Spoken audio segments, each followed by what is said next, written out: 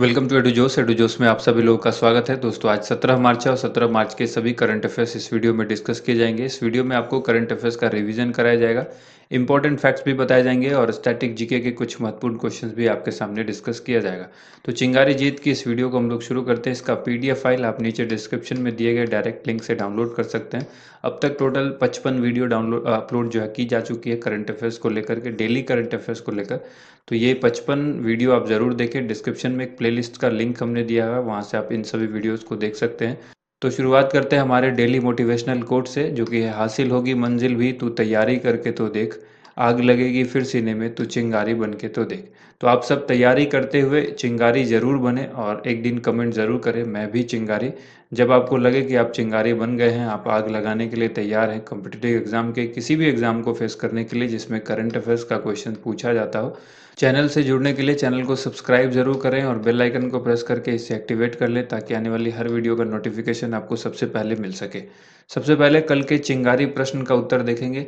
हमने कल सवाल पूछा था जिन्ना को कायदे आजम की उपाधि किसने दी थी। इस क्वेश्चन का राइट आंसर हो जाएगा option number B, Mahatma Gandhi ने दी थी। अब बढ़ते हैं आज के करंट अफेयर्स की तरफ। सबसे पहला प्रश्न है हाल ही में इंडिया कैम 2021 का उद्घाटन किसने किया है। इस क्वेश्चन का राइट आंसर हो जाएगा option number C, Sadananda Gowda ने इसका उद्घाटन किया है। यहाँ पर आपको याद रखना है हाल ही में रसायन और उर्वरक मंत्री सदानंद गौड़ा ने इंडो कैम 2021 का उद्घाटन किया है। यह इसका 11वां संस्करण है। इसका आयोजन 17 से 19 मार्च तक नई दिल्ली में किया जाएगा। 2021 के लिए इसकी थीम याद रखिएगा, India global manufacturing hub for chemical and petrochemicals. Current affairs revision में याद रखिएगा, हाल ही में भारत ने BRICS contact group on economic and trade issue की पहली बैठक की अध्यक्षता की है। अगला सवाल है हाल ही में राष्ट्रीय सुरक्षा गार्ड यानी एनएसजी के नए महानिदेशक कौन बने हैं। एनएसजी के नए महानिदेशक किन को बनाया गया है। करेक्ट आंसर हो जाएगा option number C, M A Ganapathy को बनाया गया है। एम ए गणपति जो कि हाल वरिष्ठ आईपीएस अधिकारी हैं, इनको जो है वो राष्ट्रीय सुरक्षा गार्ड यानी एनएसजी का महानिदेशक नियुक्त किया गया है। एनएसजी के बारे में जानिए, नेशनल सिक्योरिटी गार्ड इसको कहा जाता है। यह भारत की एक विशेष प्रतिक्रिया यूनिट है जिसका मुख्य रूप से आतंकवाद विरोधी गतिविधियों के लिए उपयोग किया जाता है। इसका गठन जो है भारतीय संसद के राष्ट्रीय सुरक्षा गार्ड अधिनियम के तहत कैबिनेट सचिवालय के द्वारा 1986 में किया गया था। इसका मुख्यालय न्यू दिल्ली में है, यानी नई दिल्ली में है। गृह मंत्रालय के अधीन यह काम करता है। इसका मोटो है सर्वत्र सर्वोत्तम सुरक्षा, यानी omni present omni potent and security. Next question है हाल ही में केंद्रीय रिजर्व पुलिस बल यानी सीआरपीएफ के नए महानिदेशक कौन बने हैं। इस क्वेश्चन का आंसर क्या होगा। इसका राइट आंसर हो जाएगा option number D, Kuldeep Singh को बनाया गया है। हाल ही में वरिष्ठ आईपीएस अधिकारी कुलदीप सिंह को केंद्रीय रिजर्व पुलिस बल यानी सीआरपीएफ का महानिदेशक नियुक्त किया गया है। सीआरपीएफ के बारे में आप सबको पता है, सेंट्रल रिजर्व पुलिस फोर्स इसका फुल फॉर्म होता है। इसकी स्थापना 27 जुलाई 1939 को की गई थी। मुख्यालय यानी हेडक्वार्टर इसका जो है वो नई दिल्ली में है। महानिदेशक इसके कुलदीप सिंह हैं जो हाल ही में बनाए गए। मोटो इसका है सेवा और निष्ठा यानी सर्विस एंड लॉयल्टी। यह गृह मंत्रालय के अधीन काम करता है। करंट अफेयर्स रिवीजन में याद रखिएगा, हाल ही में सीआरपीएफ की कोबरा यूनिट में महिला कमांडो की पहली टुकड़ी शामिल की गई है। अगला सवाल है वर्ल्ड एयर क्वालिटी रिपोर्ट 2020 के अनुसार दुनिया का सबसे प्रदूषित राजधानी कौन है। वर्ल्ड एयर क्वालिटी रिपोर्ट जो रिपोर्ट है इसके अनुसार दुनिया की सबसे प्रदूषित राजधानी में कौन आता है। नई दिल्ली। ऑप्शन नंबर सी, काफ़ी इंपॉर्टेंट सवाल है, इसको याद रखिएगा। नई Delhi world air quality report यानी WAQ की रिपोर्ट के हिसाब से 2020 में दुनिया का सबसे प्रदूषित राजधानी है। हाल ही में जारी किया गया है ये रैंकिंग और इसमें 30 सर्वाधिक प्रदूषित शहरों में 22 जो है वो भारत में है। नई दिल्ली को वैश्विक स्तर पर सबसे प्रदूषित राजधानी के रूप में यह स्थान मिला है।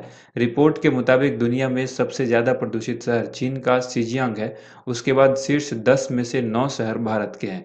परिवहन जो है, भोजन पकाने के लिए ईंट जलाना, बिजली उत्पादन, उद्योग धंधे, विनिर्माण कार्य, कचरा जलाना, समय समय पर पराली जलाए जाना भारत में प्रदूषण का मुख्य कारण है। इम्पोर्टेंट फैक्ट ये है कि यह रिपोर्ट एक स्विस संगठन IQ एयर के द्वारा तैयार किया गया है।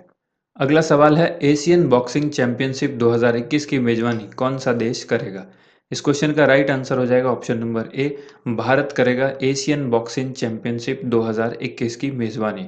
2021 में ये एशियाई बॉक्सिंग चैंपियनशिप जो होगा ये भारत को इसकी मेजबानी मिली है। यह चैंपियनशिप इस साल 21 से लेकर 31 मई तक दिल्ली में होगा। इसकी घोषणा एशियाई मुक्केबाजी परिसंघ ने किया है। भारत ने इससे पहले पुरुषों का कार्यक्रम 1980 में मुंबई में आयोजित किया था। महिलाओं का कार्यक्रम वर्ष 2003 में हिसार, हरियाणा में किया गया था। और इंटरनेशनल बॉक्सिंग एसोसिएशन के बारे में जान लीजिए। इसकी स्थापना 1934 में की गई थी। इसका मुख्यालय लॉजेन, स्विट्जरलैंड में है और इसके अध्यक्ष उमर क्रेमलोव हैं। ठीक है। नेक्स्ट यहाँ पर है, हाल ही में किस राज्य के मुख्यमंत्री ने वर्ल्ड स्किल सेंटर WSC का उद्घाटन किया है? इसका राइट आंसर हो जाएगा ऑप्शन नंबर बी, ओडिशा ने किया है। यहाँ पर आपको याद रखना है, हाल ही में ओडिशा के मुख्यमंत्री नवीन पटनायक ने मंसेश्वर औद्योगिक क्षेत्र में वर्ल्ड स्किल सेंटर यानी WSC का उद्घाटन किया है।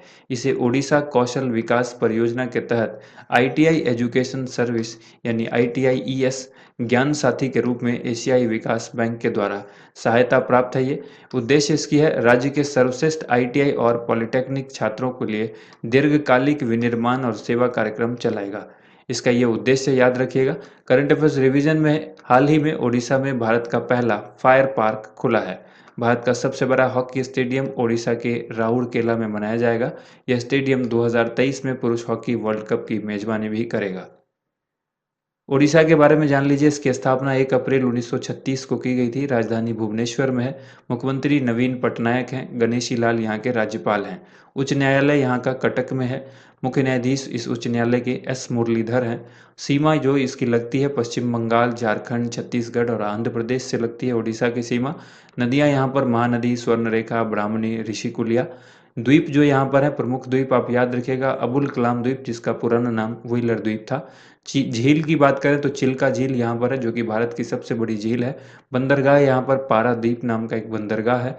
बीजू पटनायक अंतर्राष्ट्रीय हवाई अड्डा यहीं पर है भुवनेश्वर में। भारत का 8वां सबसे बड़ा राज्य है ये क्षेत्रफल की दृष्टि से और 11वां सबसे बड़ा राज्य है जनसंख्या की दृष्टि से। भारत की सबसे युवा सांसद चंद्रानी मुर्मू भी यहीं की हैं। नेशनल पार्क में कुछ नेशनल पार्क आप यहाँ पर याद रखिए, भितरकनिका राष्ट्रीय उद्यान, सिमलीपाल राष्ट्रीय उद्यान, सतकोसिया टाइगर रिजर्व और डेवरीगढ़ वन्यजीव अभ्यारण्य। यहाँ पर कोणार्क मंदिर भी है जिसपे जो 10 रुपए के नोट पर आप देखते होंगे कि 10 रुपए के नोट के पीछे कोणार्क मंदिर जो है छपा होता है, वो कोणार्क मंदिर कहाँ है? ओडिशा में ही है। 1 अप्रैल को उत्कल दिवस मनाया जाता है ओडिशा के अंदर, ये भी आप याद रखिएगा। राज्यसभा की सीट यहाँ पर 10 है, लोकसभा की सीट की संख्या 21 है और विधानसभा में ओडिशा में सीटों की संख्या 147 है। अगला सवाल है, फुटबॉल के इतिहास में सबसे ज्यादा गोल करने वाले खिलाड़ी कौन बन गए हैं? इस क्वेश्चन का आंसर हो जाएगा option number D, Cristiano Ronaldo. Option number D correct answer हो गया। हाल ही में पुर्तगाल के स्ट्राइकर क्रिस्टियानो रोनाल्डो फुटबॉल के इतिहास में सबसे ज्यादा गोल करने वाले खिलाड़ी बन चुके हैं। उन्होंने इटालियन फुटबॉल लीग सीरी ए में कैगिलियरी के खिलाफ 3 गोल करते ही ब्राजील के सर्वकालिक महान फुटबॉल खिलाड़ी पेले के सबसे ज्यादा 767 गोल के रिकॉर्ड को तोड़ दिया है। रोनाल्डो अब 770 गोल कर चुके हैं। करंट अफेयर्स रिवीजन में याद रखिएगा, हाल ही में क्रिस्टियानो रोनाल्डो सोशल मीडिया पर 500 मिलियन फॉलोअर्स का आंकड़ा छूने वाले दुनिया के पहले खिलाड़ी बने थे। रोनाल्डो इटली के जुवेंटस फुटबॉल क्लब के लिए भी खेलते हैं, ये भी आप याद रखिएगा।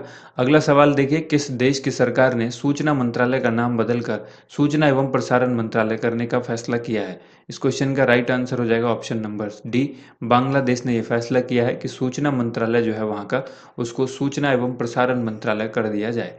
तो हाल ही में बांग्लादेश सरकार ने सूचना मंत्रालय का नाम बदलकर सूचना एवं प्रसारण मंत्रालय करने का फैसला लिया है। मुजीबनगर सरकार के दौरान बांग्लादेश को मुक्त करने से पहले मंत्रालय को सूचना और बेटार मंत्रालय का नाम दिया गया था। हालांकि 1982 में इसका नाम बदलकर सूचना मंत्रालय कर दिया गया। स्टैटिक जीके में याद रखिएगा, बांग्लादेश में ब्रह्मपुत्र नदी को जमुना नदी के नाम से जाना जाता है और गंगा नदी को पद्मा के नाम से जाना जाता है। भारत सबसे लंबी स्थलीय सीमा जो है वो बांग्लादेश के साथ साझा करता है। बांग्लादेश की राजधानी ढाका है और यहाँ की मुद्रा टका है। वर्तमान में वहाँ के प्रधानमंत्री का नाम शेख हसीना है, राष्ट्रपति अब्दुल हामिद हैं। अगला सवाल है, हाल ही में लॉन्च हुई अंडर टो नॉवेल के लेखक कौन है? इस क्वेश्चन का आंसर हो जाएगा option number B, Jahnavi Barua. Jahnavi Barua जो है ये इसके लेखक हैं। राइट आंसर इसका हो जाएगा ऑप्शन नंबर बी। यहाँ पर आपको अगला सवाल पूछा गया है, my life in full work family and our future पुस्तक के लेखक कौन है? ये है इंदिराई नूई। इंदिरा नूई जो है ये option number B correct answer हो जाएगा। इंदिरा नूई इसके लेखक हैं। ठीक है, यहाँ पर आप देख सकते हैं इनकी पिक भी, my life in full, work, family and our future, ये इस पुस्तक को इन्होंने लिखा है। अब यहाँ पर करंट अफेयर्स रिवीजन में कुछ पुस्तक हम लोग देख लेते हैं। अनिंद्या गुप्ता की पुस्तक advantage India the story of Indian tennis. Kingshuk Nag की पुस्तक है new silk road India China and geopolitics of Asia. Doctor Deepak Ravindran की पुस्तक है the pain free mindset. Abhinav Kire की पुस्तक है the last night of glory days stories from Nagaland. Ram Madhav की पुस्तक है because India comes first. R S N Singh की पुस्तक है नो द एंटी नेशनल्स। अनंत विजय की पुस्तक है अमेठी संग्राम ऐतिहासिक जीत अनकही दास्तान। राजीव मल्होत्रा की पुस्तक है artificial intelligence and the future of power. Panneer Selvam की पुस्तक है करुणानिधि अ लाइफ। सुष्मिता मुखर्जी की पुस्तक है बांझ incomplete life of complete woman. पर्यावरण मंत्रालय के द्वारा लॉन्च की गई एक पुस्तक है the green queens of India a nation's pride. इन सभी पुस्तक को अच्छी तरह से याद रखिएगा, रिसेंटली रिलीज की गई ये पुस्तक है और 2021 के लिए ये काफ़ी महत्वपूर्ण है। अब बारी है एक्स्ट्रा खुराक की। यहाँ पर आपसे 5 सवाल पूछे गए हैं, इन पाँचों सवाल का आंसर अभी आपको बताया जाएगा, तो एक-एक करके आप कमेंट भी कर सकते हैं। बजरंग पुनिया का संबंध किस खेल से है? मनिका बत्रा का संबंध किस खेल से है?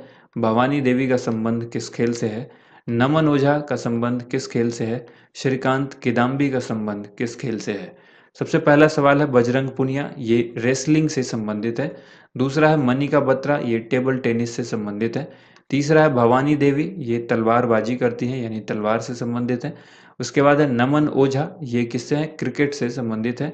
और जो लास्ट क्वेश्चन आपसे पूछा गया श्रीकांत किदाम्बी, ये बैडमिंटन से संबंधित है। ठीक है, अब बारी है आज के चिंगारी प्रश्न की, जिसका आंसर आपको डेली कमेंट बॉक्स में लिखना होता है और अगले दिन इसका आंसर हम लोग वीडियो में बताते हैं। तो इन जानवरों में से किसके जबड़े नहीं होते? ये सवाल आपसे पूछा गया। 4 ऑप्शन हैं, शार्क, मिक्साइन, ट्राइगोन या फिर स्फिरना। इसका राइट आंसर आप सभी को ए बी सी डी के माध्यम से या फिर इसका नाम भी आप बता सकते हैं। जो भी करेक्ट आंसर आप कमेंट बॉक्स में ज़रूर लिखिए। उम्मीद करते हैं आप सभी को वीडियो पसंद आई होगी। वीडियो को ज़्यादा से ज़्यादा लाइक एंड शेयर कीजिएगा। Thank you.